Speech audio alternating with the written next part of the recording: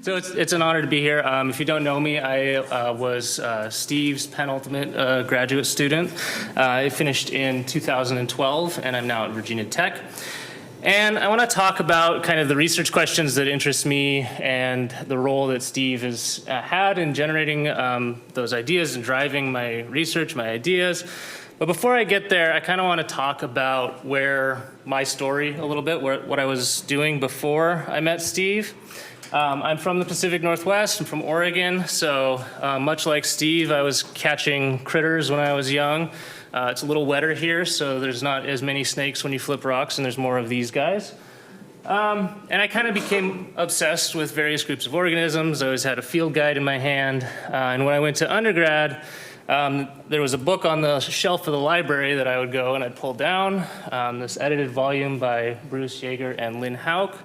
And I think I pretty much read this cover to cover, and it was like, plethodon salamanders are so cool. I'm going to go to grad school. I'm going to learn all about, I'm going to study these things. I'm going to learn about them.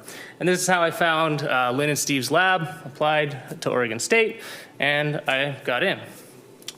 But one of the things, if you were to go back, besides field guides, one of the books that you would have found me with in, say, high school was this book, which is the most widely published anti-evolution book out there, going door to door and handing this out, because I was a creationist. And one of the, of course, that transition out of that and through undergrad and high school with my interest in biology. I was interested in, I accepted microevolution. You kept pushing that farther and farther back, and that line between micro and macro, the bad macro and the acceptable micro, just gets farther and farther back, right, as you push it down the tree, until it just basically goes away. And my conversion was more of a whimper than a bang. But one of the things that happened when I arrived in grad school is I learned about quantitative genetics theory, and how we have this framework for fundamentally and quantitatively thinking about how evolution occurs from micro to macroevolutionary scales. And this was eye-opening to me. It has ultimately largely made me drop salamanders, although I will talk about a study today that goes back to some salamanders, which I'm happy about. And a lot of my work during my PhD, this is a figure from one of Adam's papers, and this is a project that Steve and I did where we took a Landy 81 model of sexual selection and extended it to make predictions about reproductive isolation. One of the things you learn from Steve is that it's key to make good animations and good visualizations. But what was really powerful about this line of inquiry to me was just this ability to quantitatively make these predictions. I learned about eigenvectors and eigenvalues and chemistry classes, but I certainly didn't think it would apply to evolution. And here I come to grad school, and there's this whole framework for understanding this. And one of the things that I think that I learned from Steve was that pushing the boundaries of these things, even when they seem relatively naive, can really elucidate where we need to study, what sorts of questions are out there that we really need to understand. So I like to do this where I talk about, what are those typical microevolutionary change we see in the wild, and we can study things like the Galapagos finches, and we might see like a 1% change in body size in a population in a generation, right? Doesn't seem like very much. If you ask a creationist that, well, could this explain the diversity of life on Earth, this sort of change? They probably would say no. But what I learned from this is that there actually is a conflict between micro and macroevolution because exactly this phenomena of how much evolutionary change 1% is. It doesn't seem like much, but if you take it to macroevolutionary timescales, let's just say we go up or down in body size by about 1% every year or every generation, for 10,000 years, starting with a 16-gram population of birds by a process like Brownian motion. 10,000 years isn't very long, though. We don't just have one single occurrence. There's lots of bird species, so we can blow that up to a whole bunch of different lineages. This is Brownian motion, which Joe talked about. And still, 10,000 years isn't macroevolutionary at scale, really. We should go to 1 million years, right? That's still pretty young, but in 1 million years, going up or down by Brownian motion about 1% every generation, you would have some bird lineages that were larger than humans, some that were smaller than houseflies, and some that were larger than elephants, right? So the conflict is actually exactly the reverse of what I used to think, right? It's that when we go out into nature, we should look at all the diversity and be like, is that it? Is that all, right? Given how powerful microevolution is. And so, I think obviously this is very naive, very simple. You can think of lots of reasons why this wouldn't occur. But I think what's useful, and that Steve always told me, was that we need to make the data communicate with our theory, and we need to make data sets communicate across scales and to understand the process of evolution and what's going on. So when we look at micro to macro evolution, one of the ways that we want to do that is that we can log transform this x-axis. So this is the exact same data, just log transformed, but it's spread out in this first part here so we can actually see microevolutionary divergence.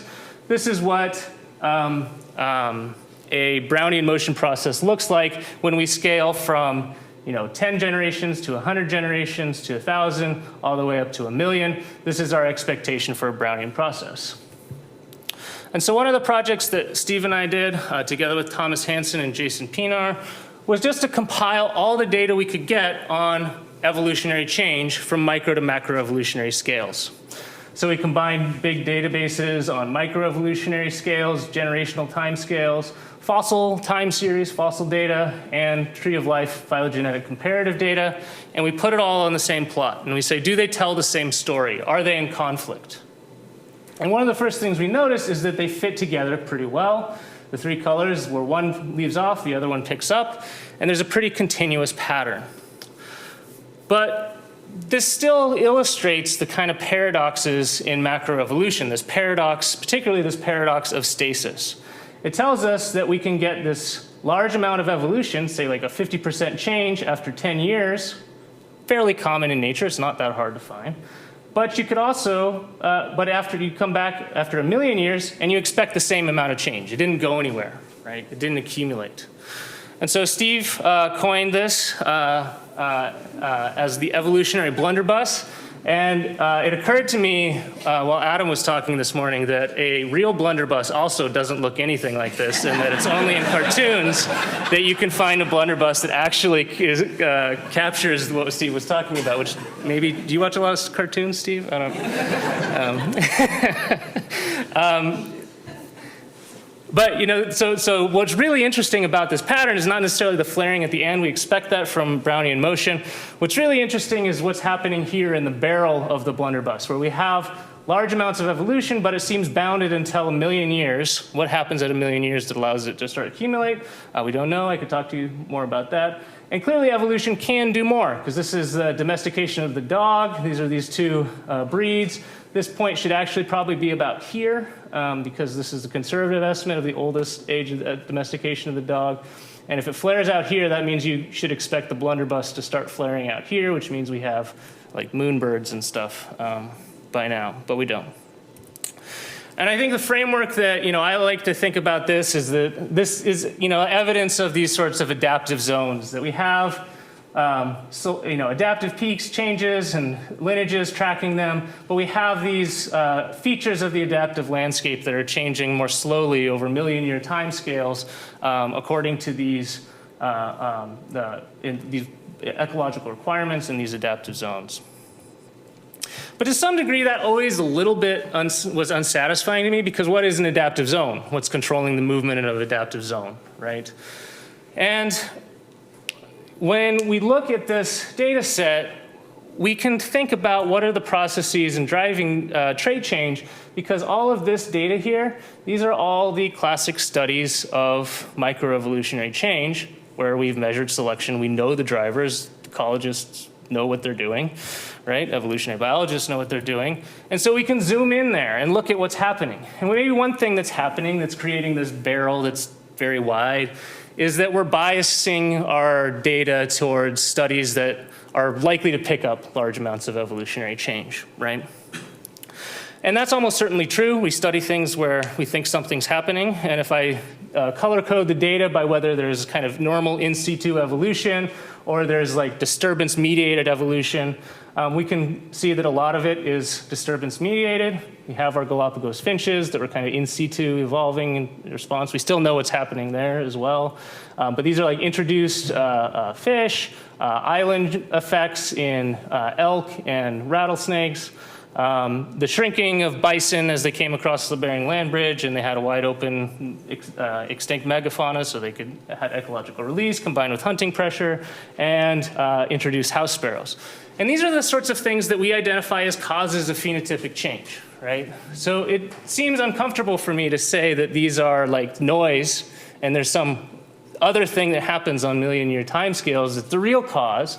It seems like these are the causes, right? And understanding how those scale up to macroevolutionary scales is what we want to do to understand the drivers of macroevolutionary change, macroevolutionary differences. So when I left Steve's lab, I kind of was on a mission, and I've been trying this quantitative genetics approach kind of from the bottom up. How can it make macroevolutionary predictions? And at the same time, I knew that there had been an explosion in the field of phylogenetic comparative methods for studying macroevolution. And so I wanted to go to a lab that was doing phylogenetic comparative methods and do top-down studies, and with the goal of kind of connecting them to those microevolutionary processes and making them more biologically realistic. But it was kind of an interesting time because just as I was getting into phylogenetic comparative methods and helping make more complicated models and everything, there was a number of papers that were coming out that were saying, hey, we're doing all these things here, and is there maybe a dark side to phylogenetic comparative methods where they're not telling us what we think they are, right? And if you follow the literature, you'd be familiar with a few of these papers where we can get easily misled by our phylogenetic comparative methods, and they can potentially give us inferences that are very counter to what is actually happening in our data. I won't go into those in detail, but one of the books that I've read recently that's had a big impact on my thinking of this is from a computer scientist and actually studies artificial intelligence named Judea Pearl. And he really developed some of the machine learning techniques that are very popular, but he's actually moved completely away from that. And in this book, he has this quote where he summarizes the point of the book, that we live in an era when big data is presumed to be the solution to all our problems. But the one thing I hope to convince you of in this book is that data are profoundly dumb. If I could sum up the message of this book in one pithy phrase, it is you are smarter than your data. Data do not understand causes and effects. Humans do. And one of the cool things about this book is that it covers the history of statistics, in particular the history from the perspective of evolutionary biologists. So in his very admitted agenda-driven narrative, he describes kind of a hero of causation in biology, evolutionary biology and statistics, which is Sewell Wright, and the villain, which was R.A. Fisher. This was the most villainous picture I could find of him. But,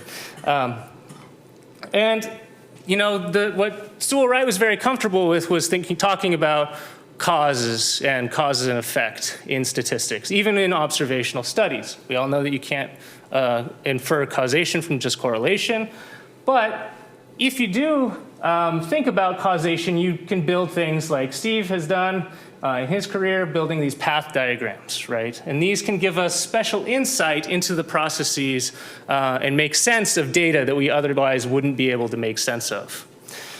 And I started thinking about why I like this approach so much, and why, how I think Steve has made such an impact in this field.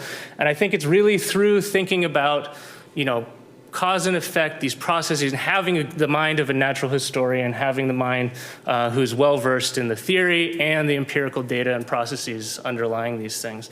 And I think this is where we can make progress in the field I'm currently working in, which is comparative methods.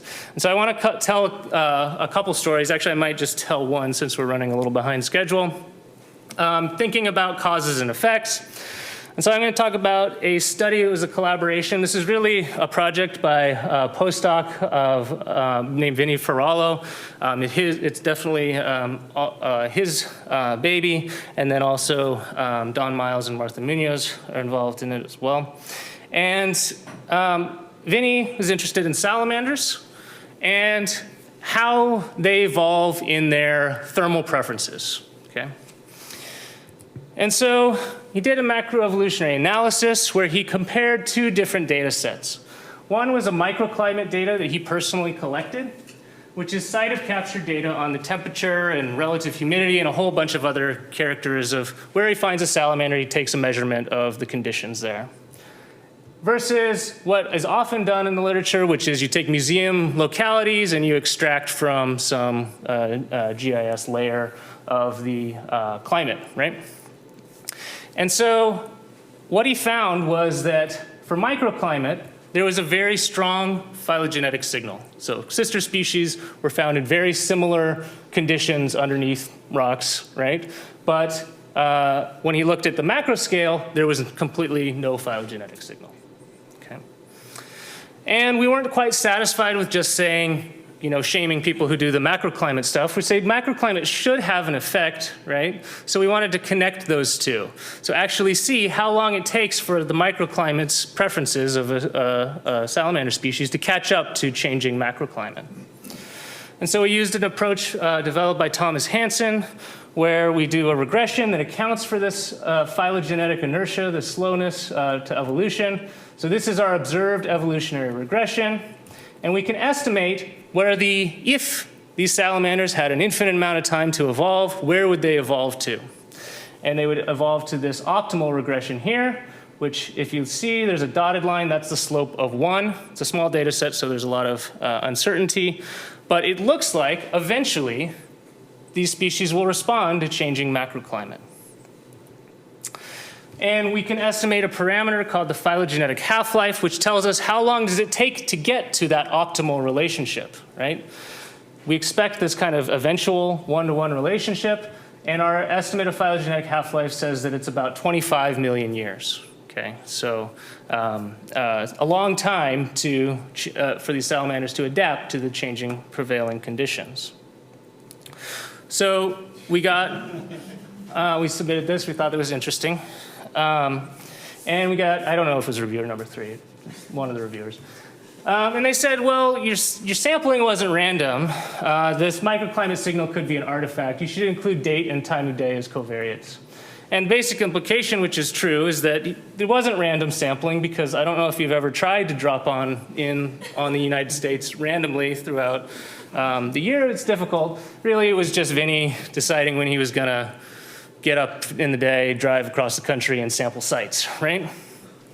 And so, to me, this seemed really unlikely to be a driver, right? Because what it would mean is that basically Vinny was driving across the country in a way that perfectly mapped onto the phylogeny to create spurious phylogenetic signal.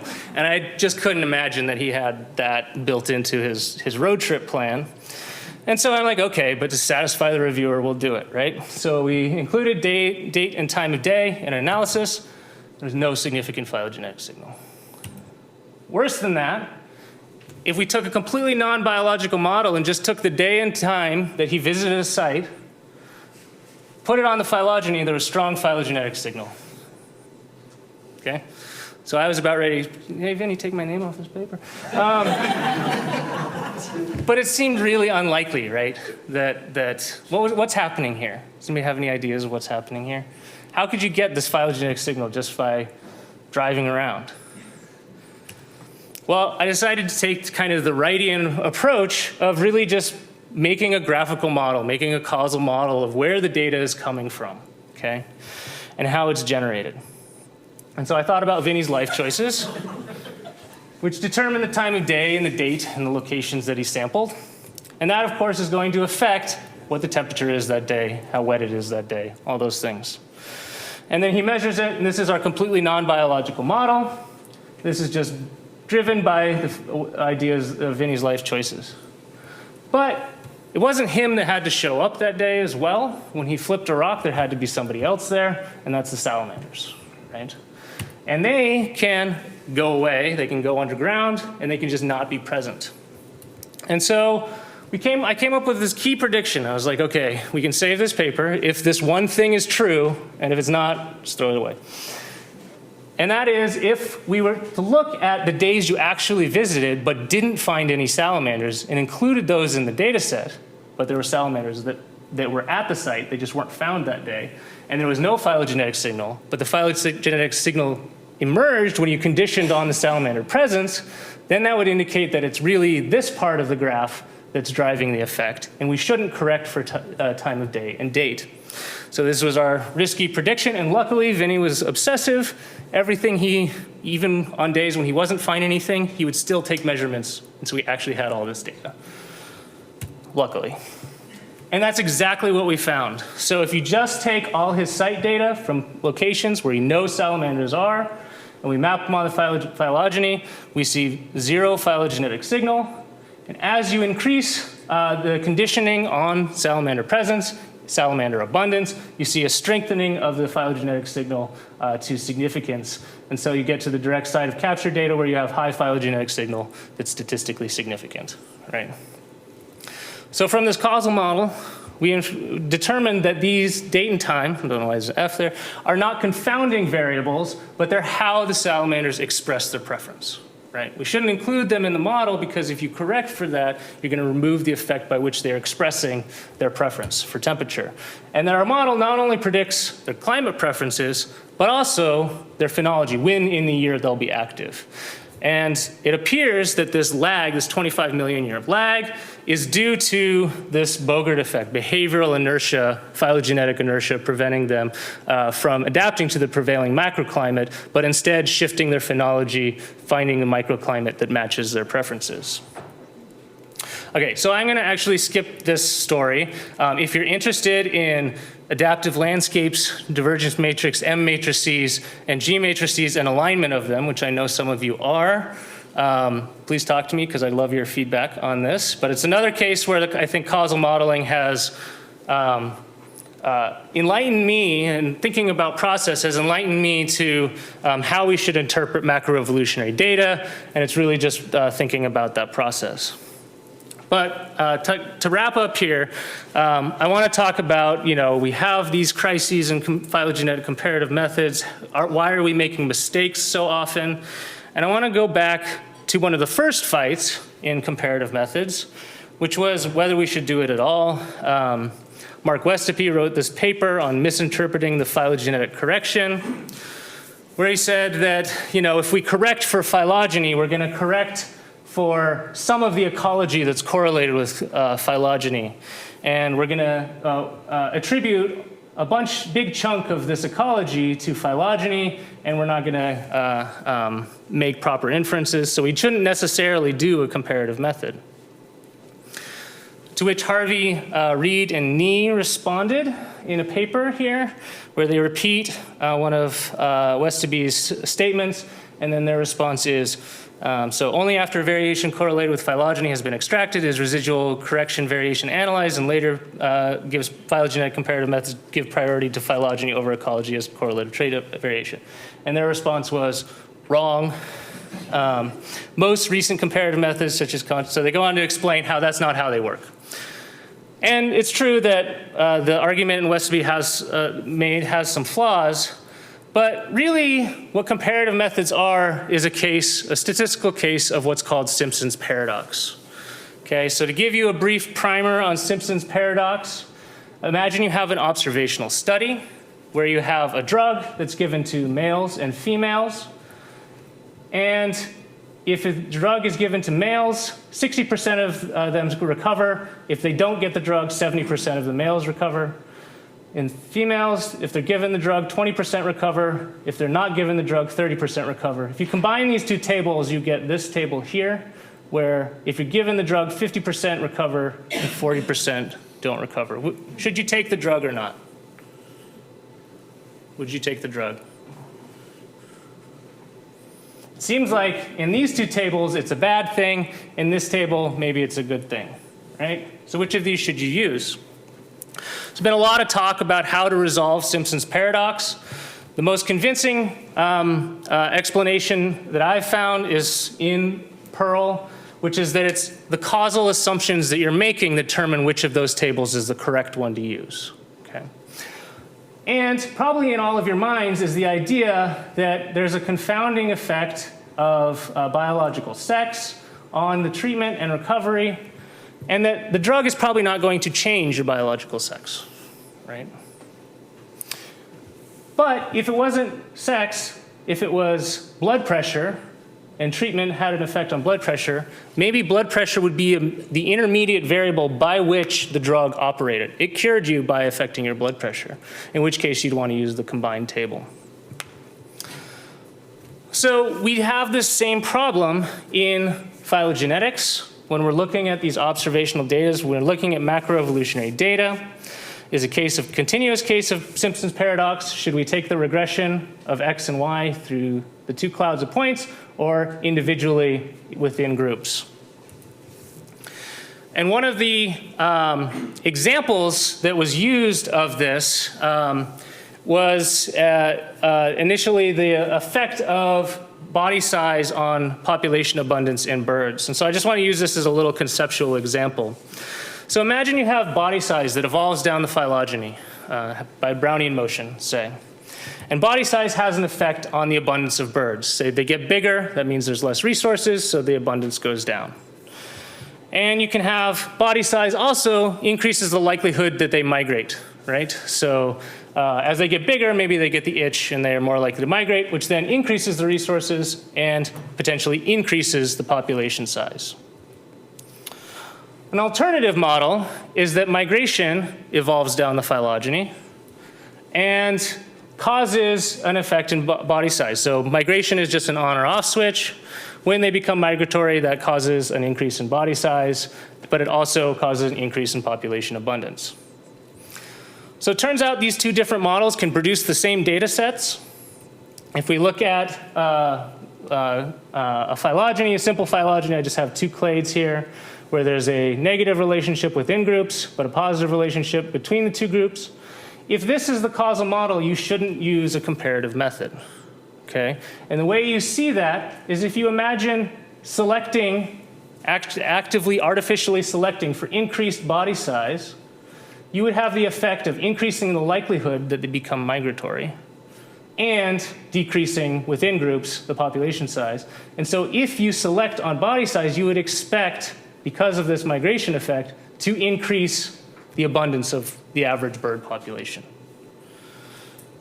However, if you reverse this causal model and migratory effect is a confounding factor that evolves down the phylogeny that's not accounted for, you should do a phylogenetic regression and correct for this unobserved latent variable. Because if you select on body size that has no effect on migration, it's something you haven't accounted for, you should put it in the model.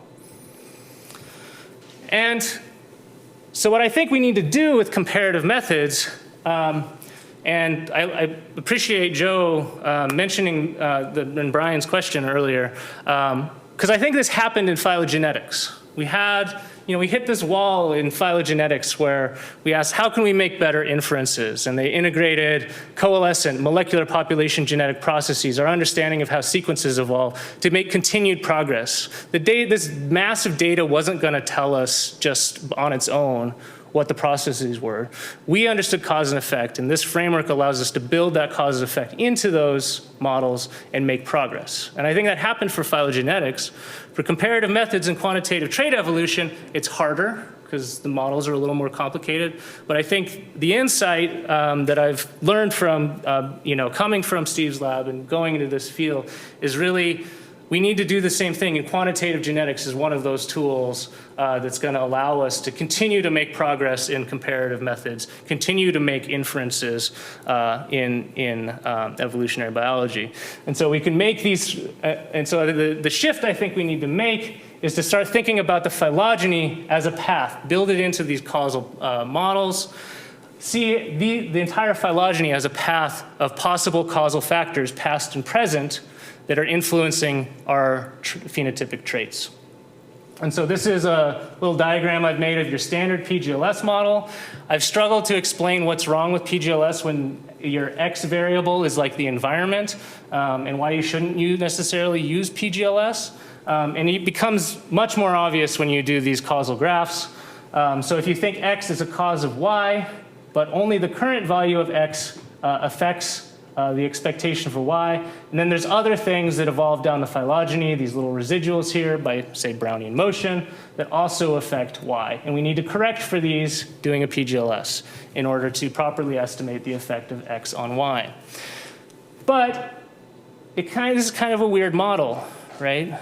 Because X is also probably evolving down the phylogeny, and it also is probably affecting Y throughout the entire history of the evolution of these groups, right? This is what we think is usually happening when X is driving the evolution of Y, which means that we have to use a model that not only reconstructs the current value of X, but the past values of X that Y was adapting to. So if this is environment, then you need to do this sort of model. This is this slouch model that I talked about in the salamander study. And it allows us to understand that there are other idiosyncratic things that are happening over millions of years of evolution that may affect the distribution of the traits, these random events, these random clades that are just different for idiosyncratic reasons, and it allows us to kind of go beyond the framework of just Brownian motion to think about how the phylogeny itself gives a structure for the possibility of these past influences on trait evolution. So I'd like to acknowledge my collaborators, and especially to thank Steve Arnold for all the contributions he's made to evolutionary biology and my own thinking and career as an evolutionary biologist. So thank you.